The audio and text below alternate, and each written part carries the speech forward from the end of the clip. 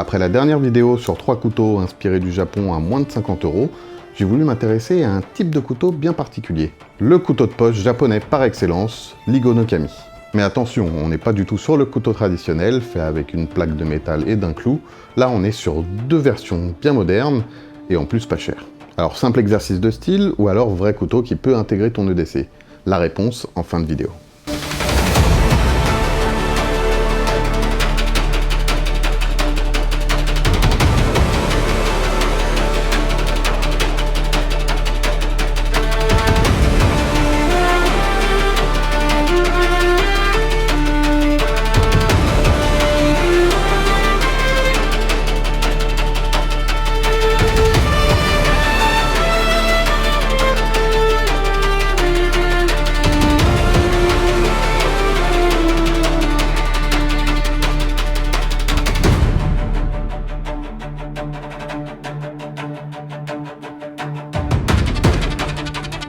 Salut la croc aux lames. Et oui, on continue les vidéos sur les couteaux d'inspiration nippone. Déjà parce que moi j'adore ça, et puis en plus, avec la dernière vidéo, ça avait l'air de te plaire. Cette fois, on va s'intéresser au couteau de poche japonais le plus connu, je pense, l'Igo no Kami. Si tu connais pas, il n'y a pas plus simple comme couteau, il est constitué d'une lame, forcément, d'une plaque pliée en deux pour le manche, et juste un clou pour relier les deux. Pour un petit historique très vite fait, c'est un couteau qui a fait son apparition au Japon au moment où le katana a été interdit dans l'espace public. Et donc au vu de la baisse de demande sur les sabres, les forgerons ont dû s'adapter. Mais ce petit couteau est surtout connu parce qu'il s'est ensuite introduit dans les écoles japonaises, où il servait notamment aux élèves à tailler leurs crayons, leurs plumes, etc. Donc un petit couteau abordable et pensé comme un utilitaire. Tout ce que j'aime.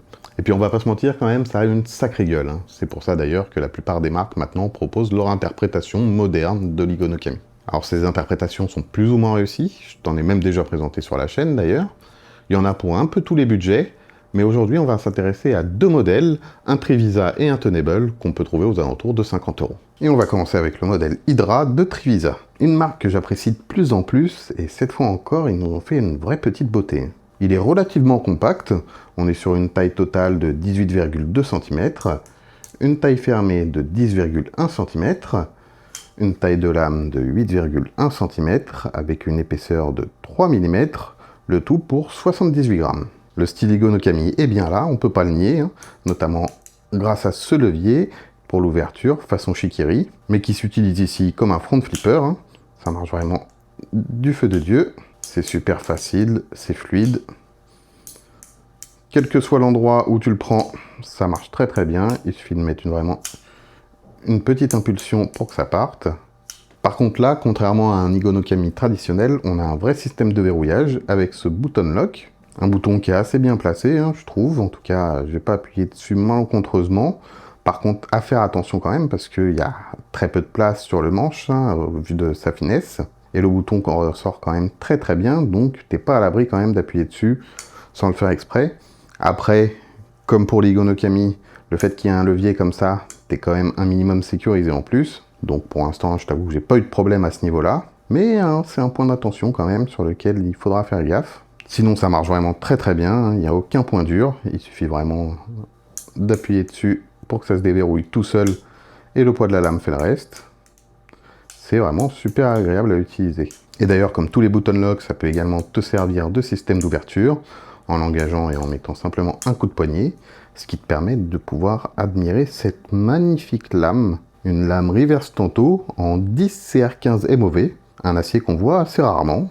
En tout cas, moi, de souvenir, c'est mon premier couteau dans cet acier-là. C'est un acier qui serait équivalent au VG10, donc c'est plutôt pas mal, avec une bonne rétention du tranchant. Un tranchant ici, d'ailleurs, qui est vraiment très fin, grâce à l'émouture plate qui est sur toute la hauteur de la lame, et qu'en plus, tu peux reprendre facilement grâce au petit casse-goutte qui est ici. Par contre, comme tu peux le voir, c'est un tranchant complètement droit, ce qui fait que c'est pas forcément une lame qui sera des plus polyvalentes. Or, pour toutes les tâches d'essai, honnêtement, c'est pas gênant, mais c'est vrai que c'est pas forcément le plus agréable pour certains types de coupes.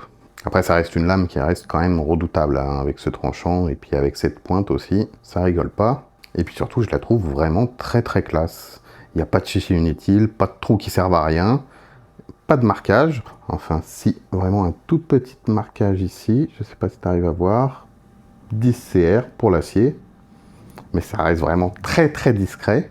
Et j'aime particulièrement la finition là, avec le dos de la lame qui est bien arrondi. Je ne sais pas si tu arriveras bien à voir en vidéo, mais c'est vraiment super agréable. Et en plus, comme tu peux le voir, tu as le levier, une fois ouvert, qui peut servir également de jimping. Le manche, lui, reçoit des plaquettes en fibre de carbone, sur des platines parfaitement ajustées au millimètre près, et qui sont parfaitement ajourées. En plus, mine de rien, elles sont quand même assez épaisses, hein, ce qui fait que ça donne quand même un sentiment de confiance et de solidité quand tu as le couteau en main. Il n'y a rien qui est gênant, rien qui est douloureux, pas même le clip, hein, qui est vraiment deep carry, et qui en plus est réversible. Et tu as même un trou pour une paracorde, avec déjà une paracorde par défaut. Il est livré déjà avec ça directement. Et le manche, mine de rien, est quand même très confortable, je trouve.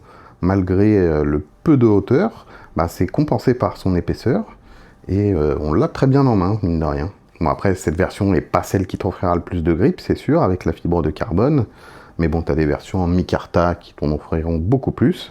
Mais honnêtement, j'ai pas trouvé ça gênant. Surtout, comme tu peux le voir, il s'élargit très légèrement quand tu vas vers le cul du couteau. Ce qui fait que bah, tu peux très bien le saisir et ça bouge pas. Même quand tu forces un petit peu sur certaines coupes. En tout cas, pour l'instant, moi, j'ai jamais eu aucun problème avec. Donc c'est pas le couteau de poche le plus polyvalent, c'est sûr, mais c'est un couteau qui a tout à fait sa place dans ton EDC et qui saura totalement s'en sortir dans les tâches du quotidien, et en plus avec beaucoup de style. Pour le second couteau, on va chez Tenable, la marque Budget Concept, avec leur modèle, le Higonokami, tout simplement. On reste sur à peu près le même gabarit, avec une taille totale de 17,6 cm, une taille fermée de 10,1 cm, une lame de 7,6 cm, avec une épaisseur de 3 mm, pour 97 grammes. Cette fois, on a une lame qui est vraiment très proche de celle de l'Higonokami traditionnelle, reverse tantôt également, mais avec une légère courbe, ce qui le rend quand même un peu plus pratique sur certaines coupes. Une lame en D2, ici aussi avec une émouture plate, par contre qui remonte que jusqu'à la moitié de la lame, ce qui fait qu'on n'a pas le tranchant le plus fin du monde. Par contre, il reste aussi très facile à reprendre puisqu'ils ont également pensé au petit casse-goutte. Esthétiquement, on est chez Concept, enfin Tenable, hein, donc c'est très propre. Une finition Blackstone Wash qui est vraiment très réussie, qui ne marque pas. On a des marquages, mais ça reste vraiment très discret. En tout cas, c'est pas choquant. Après, forcément, sur une lame noire, ça ressort toujours un petit peu plus. Alors esthétiquement, c'est vrai que c'est une lame qui est quand même un petit peu moins jolie que celle du Trevisan. En tout cas, je la trouve un petit peu moins classe. Mais j'aime quand même beaucoup cette lame, puisque avec son tranchant qui est en courbe, et puis cette pointe redoutable, bah, c'est une lame qui est quand même très polyvalente, et mine de rien, très pratique sur beaucoup de types de coupes. Surtout qu'elle est accompagnée d'une très bonne prise en main, avec ce manche qui s'élargit beaucoup vers la fin, qui est déjà beaucoup plus haut que celui du Trevisan, donc c'est quand même beaucoup plus confortable. En plus, ça offre un très bon grip avec ses plaquettes en micarta. Ici, par contre, pas de jimping, mais comme tu peux le voir, le levier est fait d'une telle façon que tu peux venir te caler ici. Alors c'est vrai que tu viens naturellement, mais c'est pas quand même ce que je trouve le plus confortable, ça, pour le coup, surtout que tu te retrouves avec la petite pointe ici. Ils auraient pu faire mieux à ce niveau-là. Par contre, ce que j'apprécie, c'est qu'on sent très peu l'encoche, alors que pour moi, elle avait l'air quand même un peu costaud, mais c'est pas du tout gênant quand on a le couteau en main. Et puis surtout, on sent pas du tout le clip. Un clip qui est bien deep carry, mais par contre qui n'est pas réversible ici. Mais bon, ça c'est qu'un détail, on reste sur la qualité de fabrication Concept, donc tout est parfaitement ajusté, c'est vraiment très bien fait. Les plaquettes sont copieusement ajourées, il n'y a vraiment aucun reproche à faire au niveau des finitions, et c'est d'ailleurs très propre aussi au niveau des mécanismes. On reste sur le côté Higonokami, avec un levier beaucoup plus discret, mais qui ressort quand même pas mal pour garder ce petit côté shikiri. Là, on est sur un pur front flipper qui marche vraiment très bien, à condition que tu t'y prennes bien. Il faut vraiment en fait l'enclencher à partir du grip que tu as ici. Et là, ça part tout seul, avec une petite impulsion, ça bascule automatiquement. Par contre, si tu as tendance, et c'est une tendance qui arrive assez facilement, étant donné que ça dépasse quand même bien, à le prendre plus bas, bah, c'est un petit peu plus dur, il faut que tu l'accompagnes, tu peux pas, tu vois, le faire claquer, alors que là, ça y va vraiment tout seul. Alors c'est vraiment qu'un petit détail, hein. Une fois que tu as saisi le truc, bah, tu le prends au bon endroit et ça marche tout seul, tu peux vraiment enchaîner autant que tu veux, sans aucun problème. Et puis si vraiment ça t'intéresse pas, tu peux quand même l'utiliser comme ça. C'est un peu moins cool, mais ça fait un petit peu plus traditionnel, donc ça peut peut-être plaire à certains. Mais bon, moi je trouve quand même ça beaucoup plus simple et plus agréable quand ça claque bien. Et puis quand c'est aussi simple et aussi agréable, je trouve que c'est quand même un peu dommage de s'en priver. C'est vraiment super simple, surtout que le verrouillage lui aussi est très simple à utiliser. On est sur un simple liner lock qui s'engage vraiment très très bien et qui est facile à désengager grâce à la petite encoche qui est ici, qu'on a vu tout à l'heure. Tu vois, tu peux facilement glisser ton doigt pour le déverrouiller tout de suite. Et ce qui fait que ça peut vite devenir un jouet assez addictif, mine de rien. Donc là encore, pour moi, l'esprit Igono Kami est respecté, tout en faisant un couteau vraiment plus utilitaire, et en plus avec tout le confort et le côté ludique des couteaux modernes.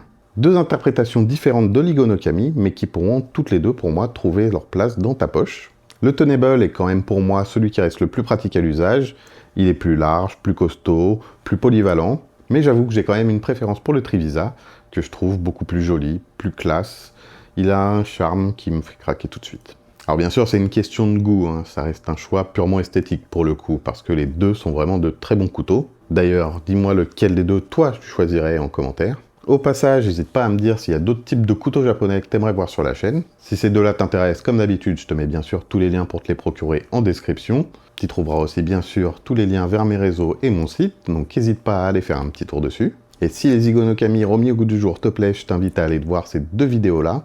Moi, je te retrouve très très vite dans une nouvelle présentation, donc reste à l'affût. Ciao!